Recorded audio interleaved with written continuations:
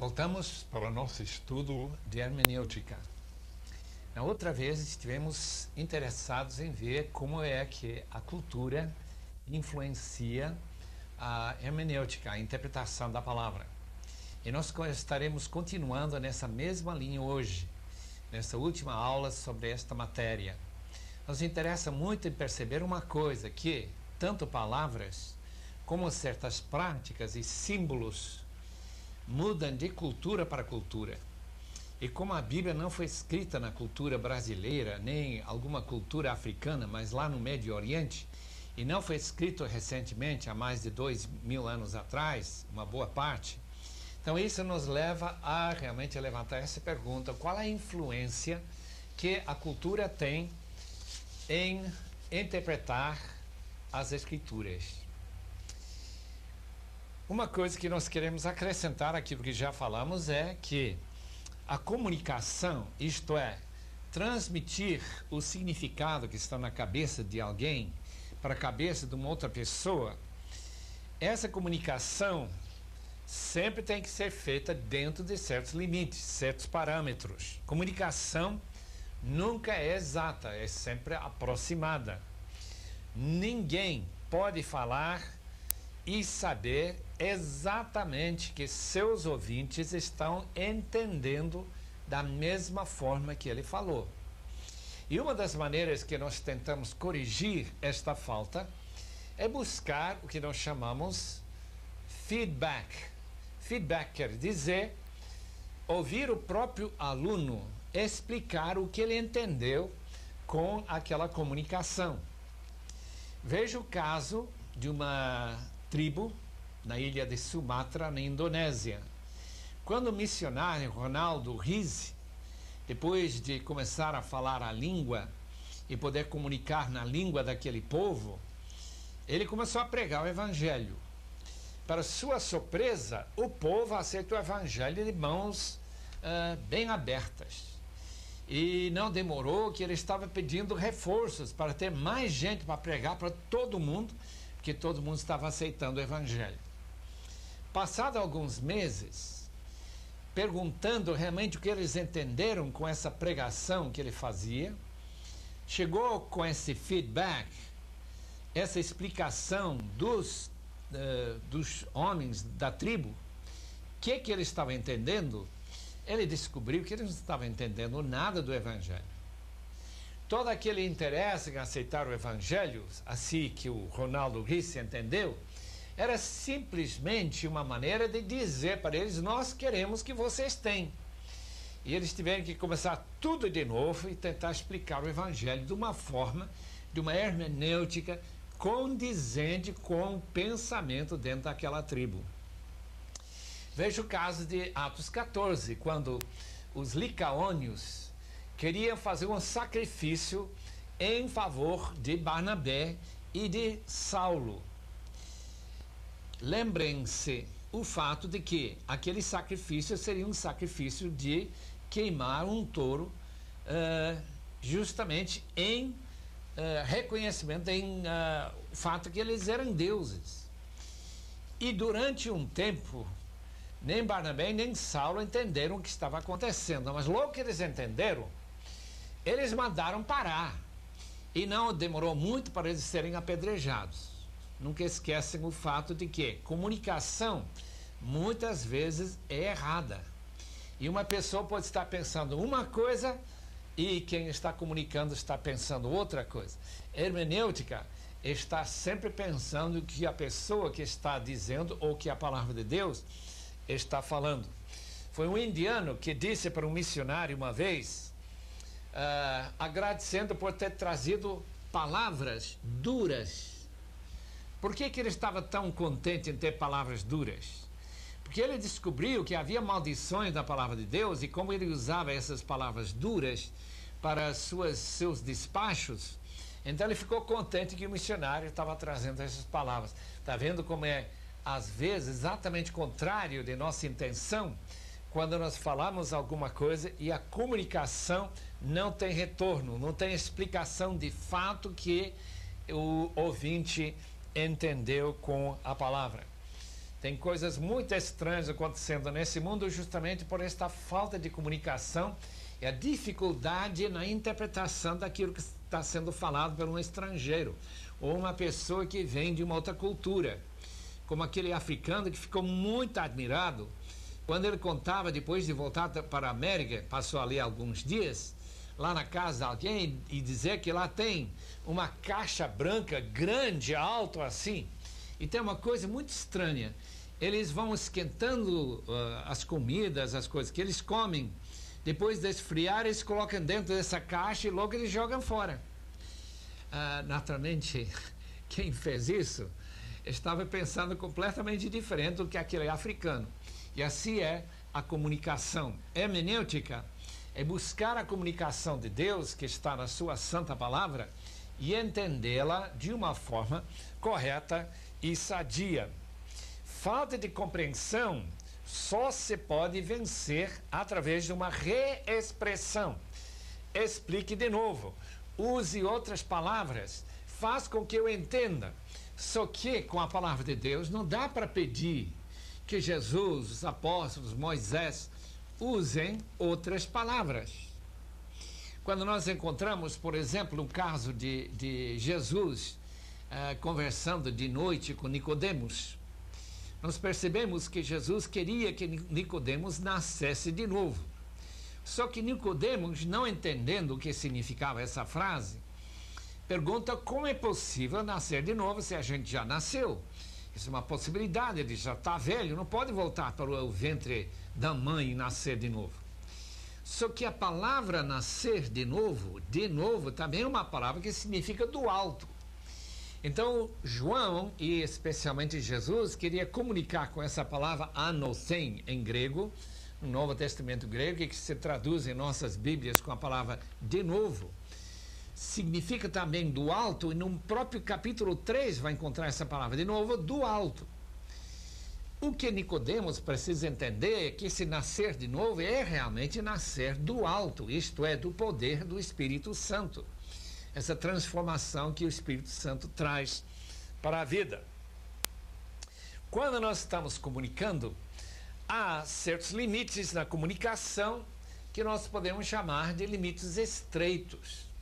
Por exemplo, o fato que Deus existe, que Jesus é o único mediador, que o homem é pecador e assim por diante. São chamados limites estreitos. Não dá para contradizer. Ninguém pode dizer, olha, o homem não é pecador. Ou que Deus não existe. Não. A limitação das ideias que nós comunicamos através dessas frases são bem estreitas.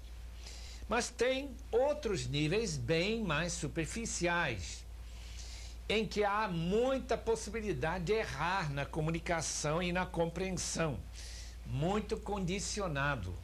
Veja o fato de que o pecado no Brasil, às vezes, é diferente do que na Alemanha, ou nos Estados Unidos, ou na Rússia. Qual seria a sua surpresa de chegar na Alemanha, numa cidade como Munique, cidade da cerveja, encontrar homens dedicados a Deus, que são crentes fiéis em Cristo, que estão bebendo cerveja.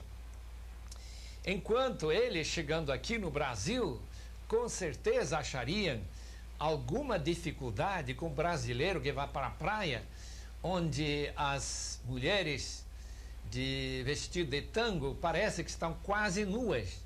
E eles acham que isso é muito mais sério do que beber cerveja. Onde a cultura admite certas práticas, obviamente, não é pecado para o crente que participa disso. Quando vem uma outra cultura e vai mexendo com essa pergunta, será que isso agrada a Deus? Aí levanta-se justamente esta pergunta, se a nossa interpretação está certa, é correta. Isso se chama um nível bastante superficial. Realmente a cultura se reflete claramente na interpretação da palavra de Deus. Eu coloquei aqui algumas sugestões para nós meditarmos, para ver se entendemos de fato quanto é que a cultura influencia nossa compreensão das Escrituras. quando há grande concordância, áreas de grande concordância, não se discute quase nada. Os hebreus, os israelitas, entenderam que Deus existia. Moisés não vai gastar nenhuma linha para tentar provar que Deus existe. Por quê? Porque nós concordamos que ele existe. Então, na área em que concordamos, não é necessário comunicação. É só chegar a entender que a palavra Deus, ou a palavra Theos em grego, ou a palavra Elohim em hebraico, significa mais ou menos a mesma coisa. Significa o Deus único, Criador dos céus e da terra. E nós não precisamos de ter muita explicação para podermos entender o que está sendo comunicado com esse termo. Quando chegamos às parábolas, nós encontramos que quando Jesus usou uma parábola, o significado da parábola estava bastante claro para os seus ouvintes. Por quê? Porque eles estavam convivendo dentro da mesma cultura. Mas quando nós chegamos ao Brasil, encontramos alguém batendo na porta de alguém à meia-noite, pedindo 3 pães, nós achamos muito estranho, porque de fato isso nunca aconteceu nenhuma vez na minha vida, e eu acho que nunca vai acontecer. Não faz parte de nossa cultura que um vizinho vai precisar colocar 3 pães diante do seu hóspede que chegou assim tarde de noite. Em primeiro lugar, porque a maneira que ele chega não veio a pé, ou não veio montado num jumento. Ele veio talvez de avião, ou de carro, ou de ônibus. Ele já teria comido antes de chegar à meia-noite, sem comer há várias horas. Então, a própria situação da parábola, que era comum para aquela época, não é comum para a nossa época. Isso pode dificultar bastante nossa compreensão da parábola. Aquele irmão, Kenneth Bailey, que escreveu as parábolas de Lucas, que já mencionamos, vão lembrar que ele vai entrando nesta área de parábolas de Lucas e mostrando que a cultura realmente traz muita compreensão nova em relação a cada uma dessas parábolas do autor bíblico. Número 2, separados da cultura de Jesus, podemos perder completamente a razão que Jesus vai passar pela Samaria. Por que ele não passaria, isso é em João 4, porque ele não passaria pelo caminho comum? Por que Jesus pediria que aquela mulher samaritana trouxesse seu marido? Por que Jesus não precisa apenas dizer, como ele já sabia, que ela tinha 5 maridos e aquele com que ela convivia não era seu marido? Era só informá-la e ela sentir a convicção do pecado. Não, o problema é que ela não pode fazer nenhuma decisão sem o marido compartilhar essa decisão. E quando Jesus diz, chama teu marido, para ele também tomar a decisão junto com ela. Uma vez que ela não estava casada, então essa decisão ela estava livre para fazer sem pedir a presença do seu marido. São esses elementos culturais que podem até afetar nossa compreensão de um texto. Terceiro lugar, o problema maior ocorre quando as escrituras usam símbolos culturais que são familiares para nós, mas bem distintos ou diferentes das culturas antigas.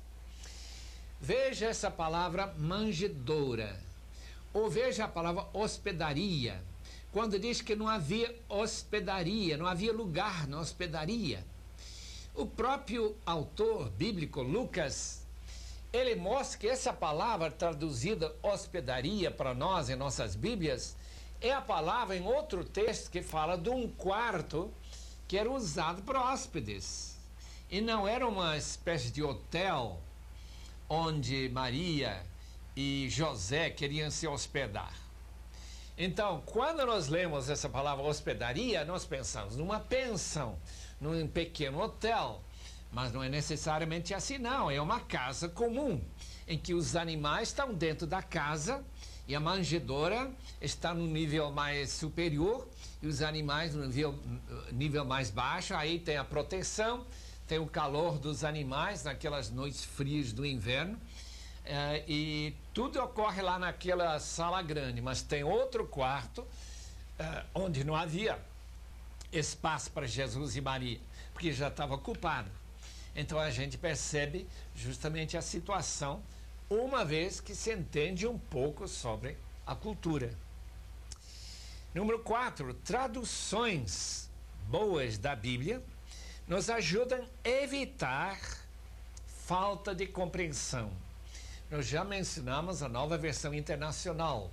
A razão que essa versão é importante é que ela está nos relembrando de certos fatores que nossas traduções mais comuns, por exemplo, a Vida Nova, que é atualizada ou a corrigida, não dá para entender da maneira certa. A tradução ao pé da letra, às vezes, pode dar uma ideia errada.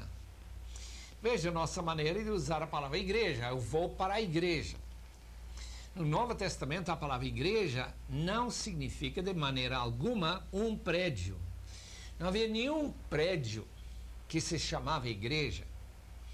A igreja é apenas um grupo de pessoas que estão se comprometendo para serem fiéis uns aos outros, batizados em Cristo, pertencentes ao corpo de Cristo, que reúnem em qualquer lugar, como as igrejas subterrâneas da China. Não tem prédio, reúnem-se em casas. Nós encontramos isso através do Novo Testamento todo. O significado natural sempre será o significado errado, ao não ser naquelas afirmações mais gerais, em que nossa cultura e a cultura bíblica, a época da Bíblia, é a mesma. Veja o problema que o Donald Richardson teve quando ele tentou explicar o Evangelho para os Sawi, naquele livro que muitos já leram, chamado Totem de Paz. Lembrem-se que Judas era o herói para aquele povo, porque eles viviam tentando trair uns aos outros. Então o herói é a pessoa que conseguia trair, e Judas, como traindo o Senhor Jesus, então se tornou herói. E foi uma das dificuldades imensas que o Richardson teve, de mostrar que essa interpretação estava completamente errada. E graças a Deus que ele conseguiu isso para eles. Nós encontramos Jesus chamando sua mãe de mulher.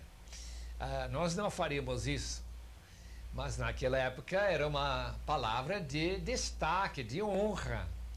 Não era nada de desprezo da parte de Jesus em relação a Maria. Então nossa cultura realmente traz uma ideia errada por causa de estarmos vivendo a uma distância cultural muito grande e distante. Ora, os 10 mandamentos, sendo universais, nos ajudam a ver a diferença entre o que é fácil de interpretar e aquilo que é duvidoso na interpretação. O que nós queremos agora, com a ajuda do professor Kraft, o Ralph Kraft, do seminário de Fuller, tentar explicar as diferenças de aquilo que é abstrato e aquilo que é bem concreto na prática. Quando se usa a palavra abstrato, estamos falando daquilo que realmente importa para nós. Palavras como amor a Deus, amor à igreja, amor aos irmãos, amarás ao teu próximo como a ti mesmo. Justamente aquelas áreas que dizem respeito ao fundo da vida espiritual da gente. Não estamos tratando agora, a não ser tentar mostrar a distinção entre práticas bem externas, práticas que não têm muito a ver em nossa cultura com a verdadeira espiritualidade. É justamente esta distinção que tem sido muito problemática na nossa vida. E nós precisamos pensar muito a sério sobre esses temas, como a doutora Lois McKinney, quando ela foi para o interior do Brasil, lá no Nordeste, Floriano, Piauí, ela ensinando no Instituto Bíblico, queria, nas palavras dela, que meus alunos reconheçam que ser cristão é mais do que observar regras e leis externas. Que eles se comprometam com Jesus Cristo, resultando numa expressão criativa, única do cristianismo, em cada vida, na sua cultura. Especificamente, queria que eles percebam que assistir à igreja 4 vezes por domingo e na quarta, e abstendo do cinema, bailes, música popular, álcool, cigarro, baralho, passeando na praça, ir para uma praia, eram padrões importantes e não necessariamente as marcas essenciais do cristianismo.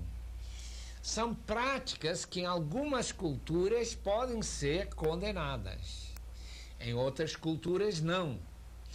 São externas, não demonstram necessariamente em certas culturas se a pessoa realmente ama a Deus ou não. Portanto, nosso interesse agora, usando estes conceitos de níveis de abstração, é uma tentativa de mostrar que todos os crentes concordam que em certas frases, declarações, comunicações, todo mundo concorda. Em outras comunicações, uma boa parte concorda.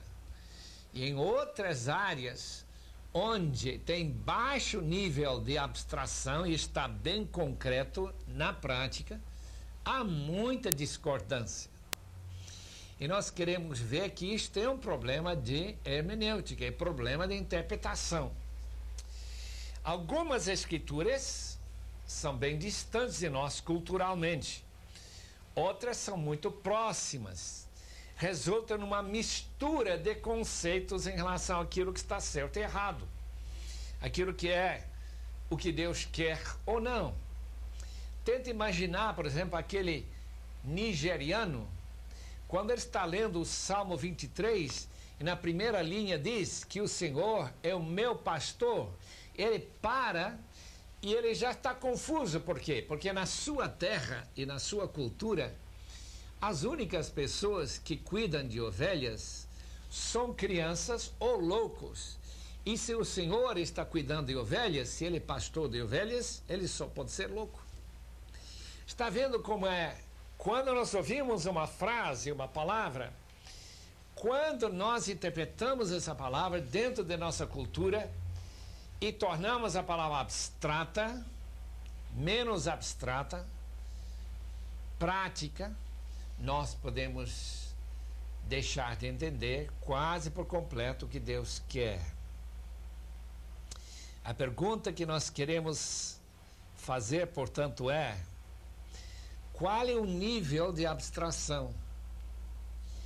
Como é a autoridade daquele texto para a nossa vida geral?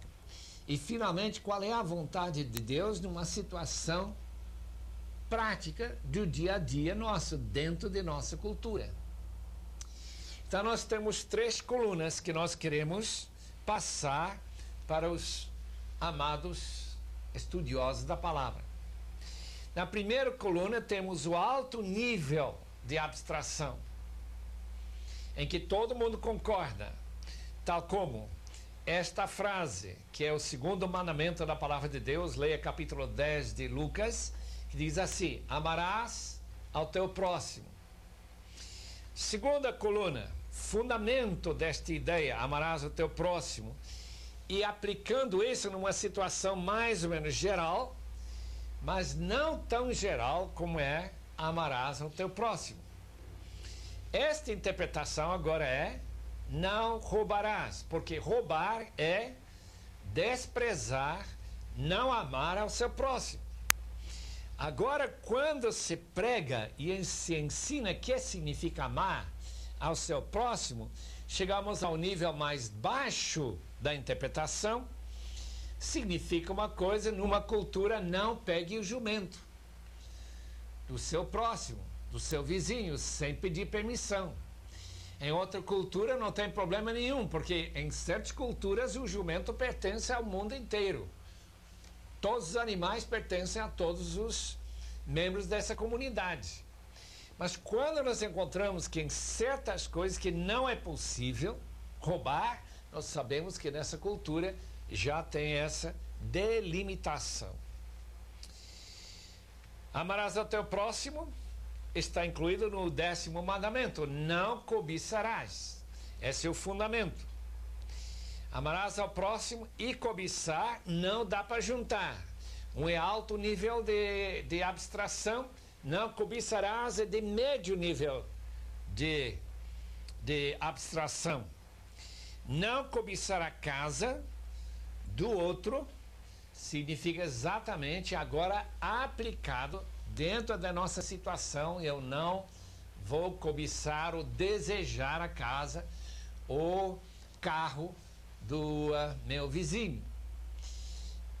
Por quê? Porque tudo faz parte desse mandamento principal, segundo mandamento: amarás ao teu próximo como a ti mesmo. E cobiça é criar atrito, pelo menos lá na mente e na cabeça, com o seu próximo. E começar a sentir inveja ou ciúmes dele.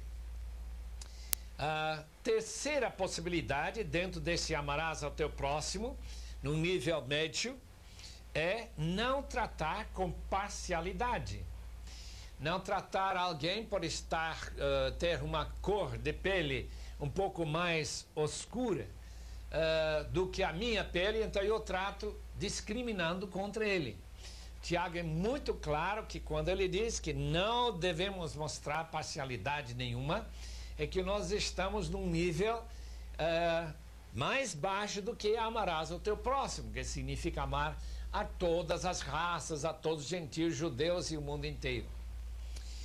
Mas tratar todo mundo com respeito na nossa cultura é tratar a pessoa como o Senhor, se eu não conheço o indivíduo, e não como você ou qualquer outra maneira que se aplica dentro de nossa cultura. Em outra cultura pode-se usar a palavra você. Eu lembro quando eu morava em Portugal, nós tínhamos que ter muito cuidado e nunca usar a palavra você para pessoas que não eram muito chegados, muito amigos. Nunca usar a palavra tu, a não ser que seja familiares ou pessoas com quem a gente está conversando constantemente. No Brasil, sentimos um pouco mais de liberdade. E tudo faz parte da aplicação e interpretação daquela frase: amarás ao teu próximo. Agora vamos passar para uma outra frase, o primeiro mandamento: amarás o Senhor teu Deus de todo teu coração.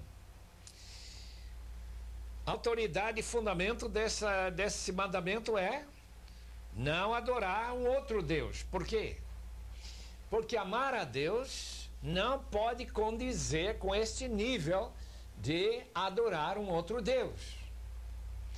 Agora, passar na frente de uma igreja católica e fazer o sinal da cruz pode ser a aplicação disto, de amarás o Senhor teu Deus e não adorar outro Deus, de uma forma muito mais prática, num nível de abstração bem baixinho, segundo o Dr. Ralph Kraft. Tentar salvar a todos. Por que nós queremos tentar salvar os outros e testemunhar de Cristo? Essa já é a coluna do meio, que vai explicando o significado amar a Deus de todo o coração. Se eu amo a Deus de todo o coração, eu vou querer que os outros venham amar o mesmo Senhor, porque desta forma ele se torna mais exaltado, mais reconhecido, e nós sempre queremos exaltar e honrar as pessoas que nós amamos. Agora, Paulo explica que para ganhar o judeu, ele vai viver como judeu. Amar a Deus de todo o coração para poder salvar a todos, viver como judeu ou como gentio e tirar qualquer tropeço na vida. Por exemplo, comer carne de porco no meio dos judeus, para Paulo seria uma afronta, seria criar um obstáculo para o judeu chegar a conhecer a Cristo. Nós encontramos naquela discussão no capítulo 15 de Atos justamente esta pergunta: como é que se ama a Deus de todo o coração? E viver no meio de uma comunidade que tem judeus. com certeza a gente não vai comer animais que ainda têm sangue nas suas veias, não vai comer sangue mesmo, não vai cometer fornicação. Judeus eram muito cuidadosos nesta área. Para viver dessa forma seria mostrar seu amor pelo Senhor. Novamente, quando em 1 Coríntios capítulo 10, versículo 31, a palavra de Deus manda que nós glorifiquemos a Deus comendo, bebendo ou fazendo qualquer coisa, ele está dizendo mostrar a glória de Deus, porque nós amamos a Deus e desta forma nós estaremos glorificando. Mas na prática, a pergunta que surge é esta: como é que eu posso glorificar a Deus bebendo um copo de suco de laranja? Ou uma água de coco? Já que o texto diz bebendo ou comendo, glorificar a Deus. Então, a interpretação no nível mais concreto, mais prático é glorificar a Deus quando a gente toma até um copo de suco de laranja. E como se faz isso? Dando graças a Deus, obviamente. A própria ideia de curvar a cabeça, fechar os olhos, dar graças a Deus quando nós comemos é uma maneira de glorificar a Deus, que é uma demonstração de um nível muito abstrato, amar a Deus de todo o coração. Mais um caso, mais uma ilustração. 1 Coríntios 14:40 manda que a gente faça tudo no culto decente e ordeiramente. Dentro deste quadro, na sinagoga ou na igreja primitiva, era necessário que as mulheres não criem problema com seus maridos, levantando perguntas para aqueles maridos que traziam uma palavra de revelação, uma palavra de conhecimento, uma profecia. E as mulheres levantando uma questão sobre isso poderiam desonrar seus maridos, e isso para Paulo seria uma falta de ordem no culto. Eu creio que não tem muita coisa a ver com uma senhora ficar na frente da igreja e dar algum estudo bíblico ou explicar algum texto. Nós teríamos que ter muito cuidado nesta área, já que Paulo, em 1 Timóteo, fala claramente sobre a proibição das mulheres tomar autoridade. 1 Coríntios 11 também, e reconhecer em submissão aos seus maridos seu amor pelo Senhor, e também a decência e a ordem dentro do culto cristão. Até certo ponto, nós sabemos que a cultura afeta essa interpretação de uma forma importante. Assim, nos 10 mandamentos esboçados por Jesus, tanto em Deuteronômio como no Sermão do Monte, ou pelas palavras de Paulo em Gálatas 5:22 e 23, e muitas outras afirmações das Escrituras, parecem mais próximas à vontade de Deus para a conduta humana. O nível de abstração é alto e extrai da sua aplicação específica das culturas originais em que foram pronunciadas. Veja essa pergunta sobre guardar o sábado. Essa pergunta que faz parte dos 10 mandamentos. Mas quando nós encontramos os judeus da época de Jesus condenando os discípulos por estarem tirando as cascas das sementes dos grãos de trigo e comendo, que era uma coisa praticada naquela cultura, e dizendo que isso era trabalho, Jesus diz não, Jesus é o Senhor do sábado, eu autorizo que eles façam isto. E nós descobrimos a mesma coisa quando Jesus diz que ele purificou todos os alimentos, de maneira que nós comemos carne de porco sem nenhuma dúvida que estamos dentro dos parâmetros da vontade de Deus, não estamos com nenhum problema pensando que aqui estamos desobedecendo à vontade de Deus. Aquelas partes das Escrituras, assim diz Dr. William Smalley, aquelas partes das Escrituras que nos dão avaliações das motivações humanas, que motiva o homem, atitudes e personalidades, nos dão a mais profunda percepção para aquilo que é a vontade de Deus. Para conhecer a vontade de Deus, temos que olhar além do superfície para notar o mais possível sobre o que Deus quer de nós. Os exemplos da maneira que a vontade de Deus foi praticada no passado e em outras culturas é de muita importância para nós. Nos mostra como Deus deseja que nós mesmos usemos criatividade para perceber em nossa cultura, de fato, o que Deus quer.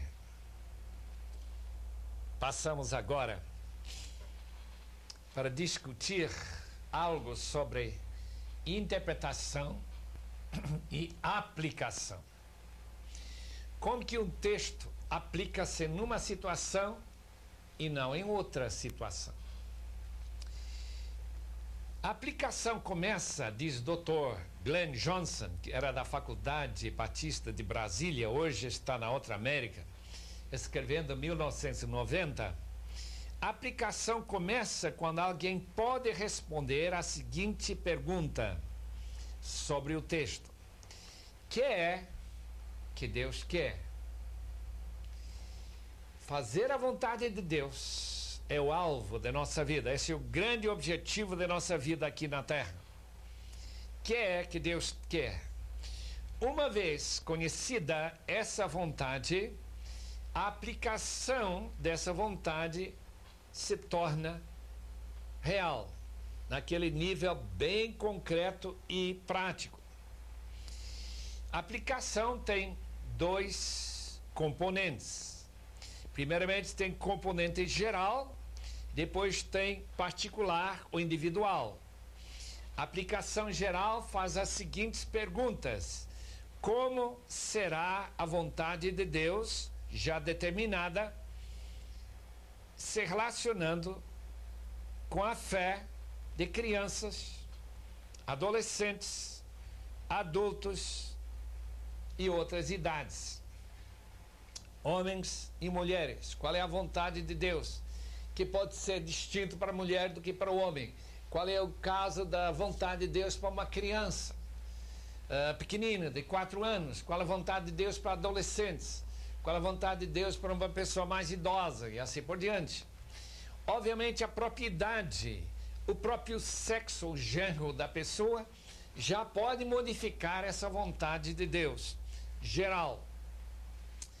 A segunda tarefa, uma vez que nós já vimos a relevância daquele mandamento em relação a essas diferentes categorias da humanidade, a segunda tarefa é aplicar a vontade de Deus a cada pessoa individualmente.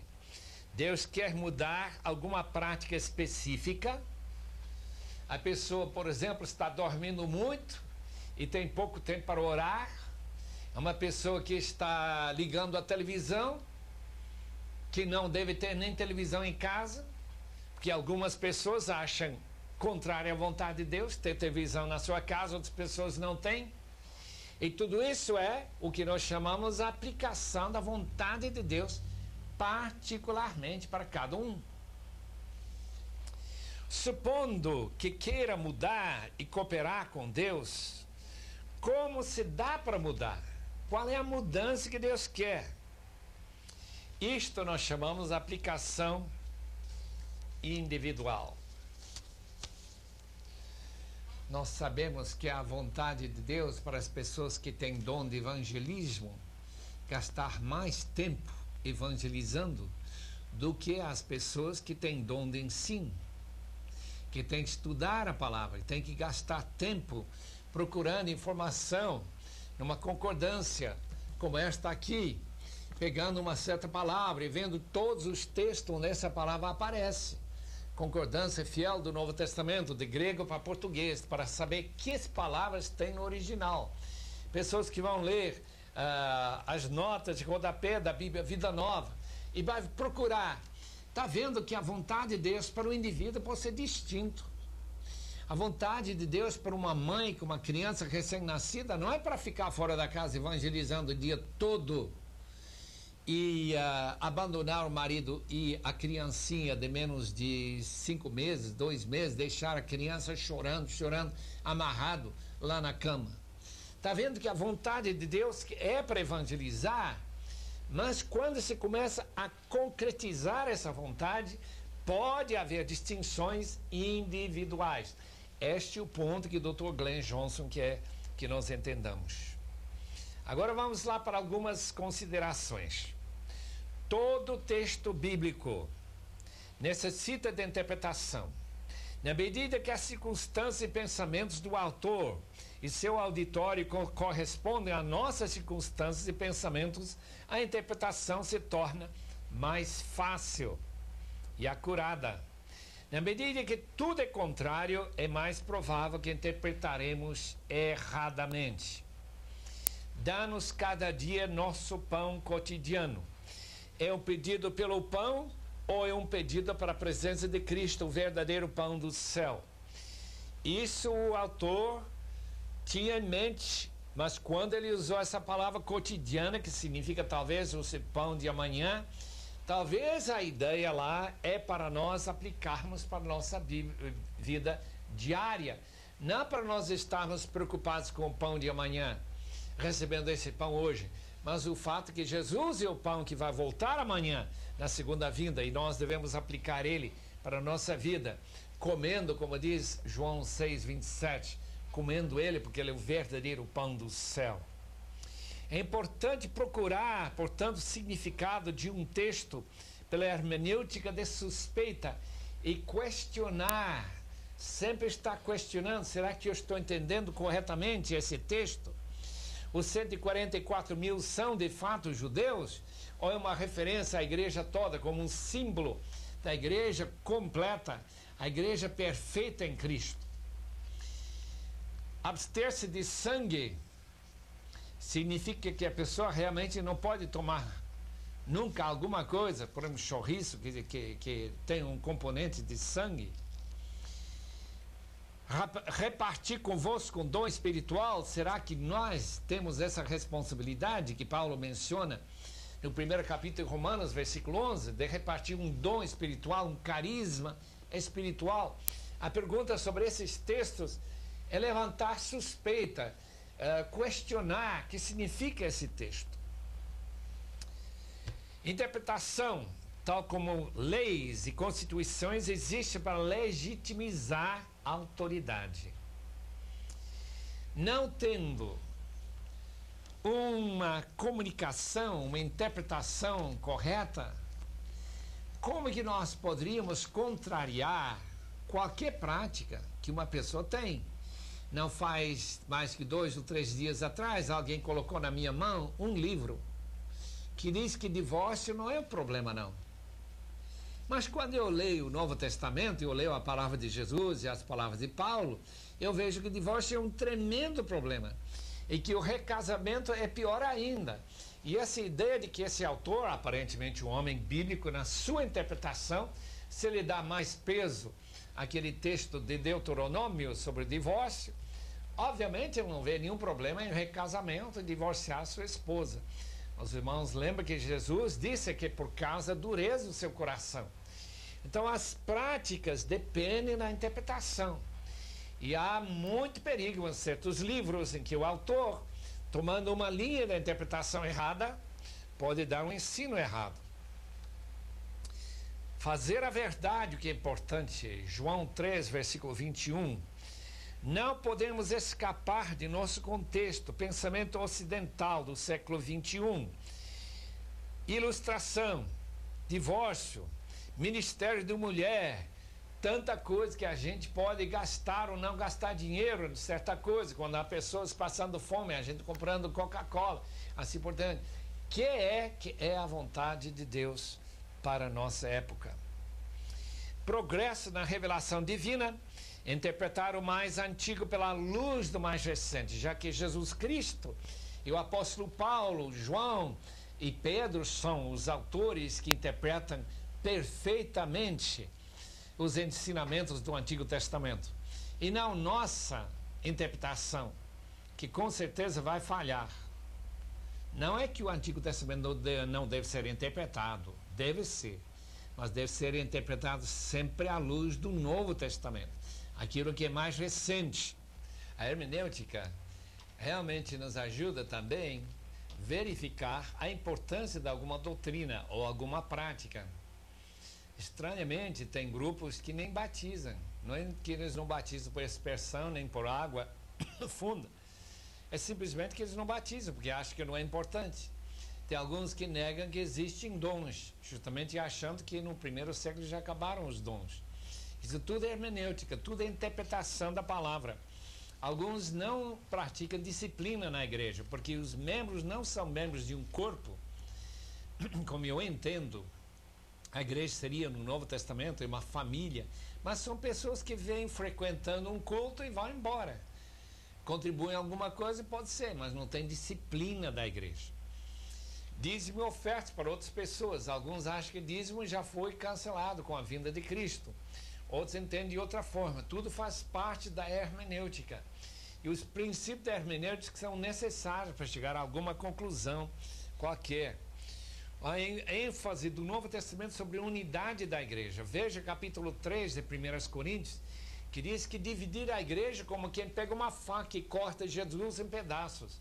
Hoje em dia, dividir uma igreja, uma pessoa que levanta uma cilada contra outros irmãos na igreja, não sente grande problema não. Então isso é falta de hermenêutica, falta de ver o que a Bíblia realmente ensina sobre esse tema. E o que significa imitar a Jesus? Imitar a Jesus é mais do que simplesmente ir para a Palestina e andar como ele andou, de sandálias, com um grupo de homens dormindo lá a céu aberto. Não, imitar a Jesus não é isso. Imitar a Jesus significa, pela hermenêutica, imitar as suas atitudes, aprender com ele, que ele é humilde e ele é manso. O sacerdócio de todos os crentes, como que nós devemos entender isso? Uma vez que a Igreja Católica, durante centenas de anos, foi dividindo o laicato do clero, e o sacerdote só faz parte do clero. E somente com a reforma que descobrimos que todo crente é de fato sacerdote, segundo a palavra de Deus. E assim nós encontramos os mandamentos que nós já discutimos, os primeiro e segundo mandamentos, a sua importância. Como se apaga o espírito, quando diz em 1 Tessalonicenses 5, versículo 19, não apagueis o espírito, testar todas as coisas. Amados irmãos, hermenêutica é sério.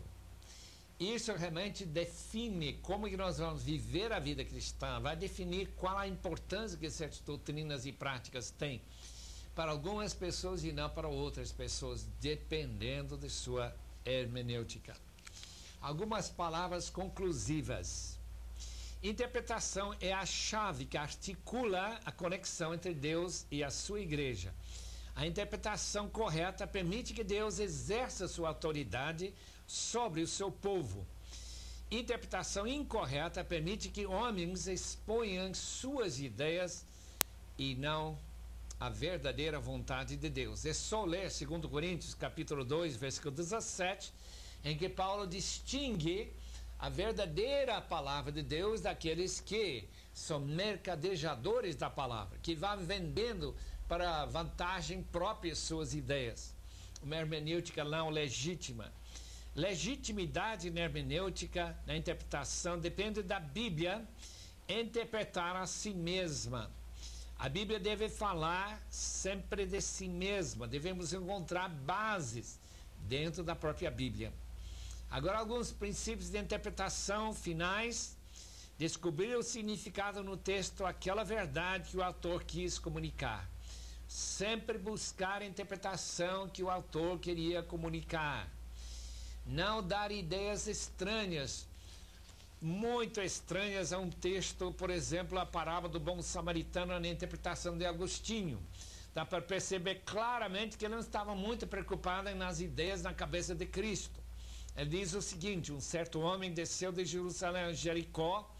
Adão mesmo é o significado. Jerusalém, a cidade celestial da paz, de cuja bênção Adão caiu.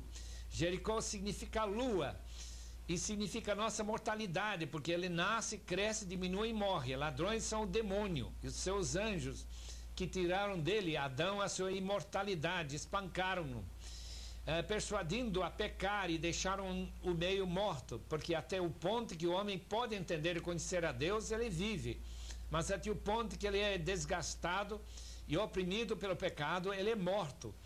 Ele é, portanto, chamado de meio morto. E assim por diante. Isso se chama alegorização.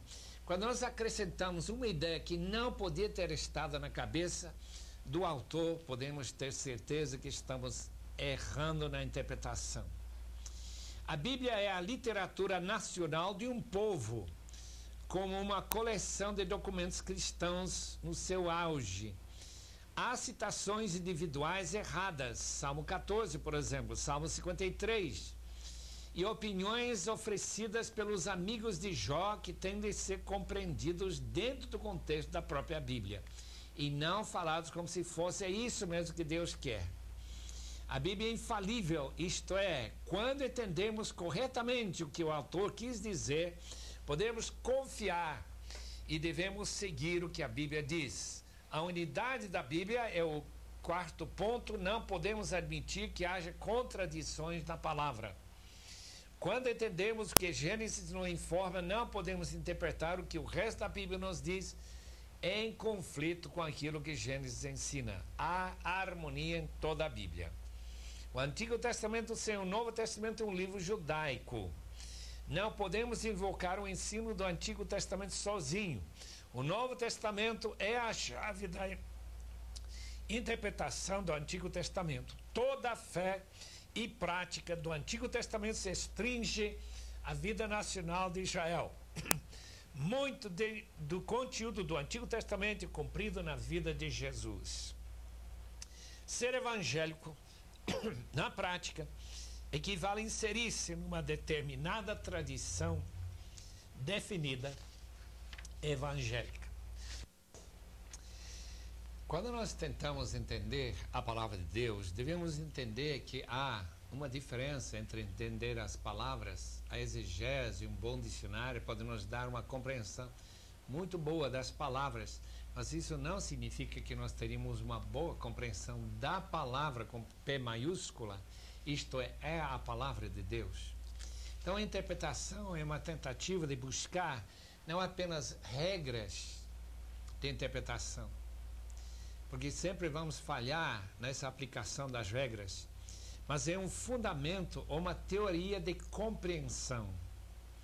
Conhecer a Deus, conhecer a Ele através de sua palavra e cuidadosamente fazer distinção entre a minha vontade, o que eu quero, e ficar com suspeita se a Bíblia sempre vai apoiando o que eu quero. Como diz Juan Carlos Ortiz, eu quero lembrar os queridos irmãos quando ele diz que há 4 evangelhos e só 4 e não 5. Mas muitos de nós criamos um 5º evangelho. E o que significa o 5º evangelho? Significa colecionar certas práticas e certas tradições nossas e colocá-las como se fosse a vontade de Deus, e ninguém mais estaria certo, ninguém mais teria razão para duvidar. Mas esse 5º evangelho não é a palavra de Deus, é nossa coleção, assim, aleatoriamente, de certos versículos, certas frases, que nós gostamos de colocar isso dentro de nosso plano de vida e deixar o resto. Empatia, compreensão em comum é a base de toda compreensão. Viver dentro de uma comunhão com Deus, viver na comunhão de uma igreja que realmente busca o bem-estar dos seus membros, busca a glória de Deus em todas as coisas, uma igreja que evangeliza e leva outros ao conhecimento de Cristo. Essa empatia vai dar uma maior compreensão realmente da palavra de Deus e vai dar uma abertura maior para o Espírito Santo nos conduzir para toda a verdade, como Jesus disse que ele faria quando ele falou para os seus discípulos no cenáculo. Outra coisa, desafio é criar um mundo em comum com Cristo, que ele mostrou em seus palavras, nos seus ensinamentos na sua vida, e nós tentarmos pegar esta vida e viver dentro dessa comunhão, como já dizemos, aprender de Cristo. E finalmente uma palavrinha sobre linguagem. Palavras, linguagem, maneira de falar não é estática, está em constante fluxo, mudando de um dia para o outro, de uma situação para outra. Nós vemos isso nessas modificações rápidas do fim do século XX e do começo do século XXI. Nós somos chamados para estar sempre a par de como nós devemos entender e traduzir dentro dessas modificações. Como é que Deus quer que nós vivamos? Já que existe um povo chamado cristão que nem anda de carro, nem de avião, achando que isso seria contrário à vontade de Deus, que seria mundano. Nós temos que entender que essa possibilidade, questionar essa possibilidade e vivermos sempre nessa comunhão com nosso Senhor e Salvador e sempre buscando novas compreensões mais profundas deste grande texto bíblico sagrado. Que Deus os abençoe.